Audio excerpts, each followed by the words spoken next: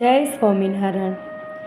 એક સમયને વિષય ભક્તિ માતા ઘનશ્યામ મહારાજને પારણામાં પોઢાડી તે પારણે રમવા માટે એક ઘૂઘરો બાંધ્યો। ઘૂઘરો બાંધી અને માતા થોડી વાર માટે સૂઈ ગયા।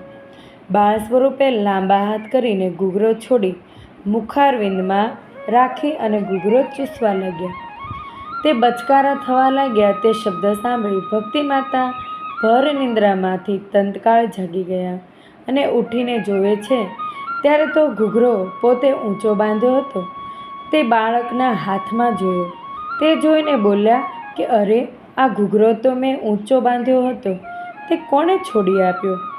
તેવું સાંભળીને ધર્મદેવ ચોતરા ઉપર બેઠેલા હતા। તે બોલ્યા કે એ કોઈએ છોડી આપ્યો નથી, એ તો ઘનશ્યામે લાંબા હાથ કરી અને છોડી લીધો છે। મેં મારી નજરે આ લીલા જોઈ છે।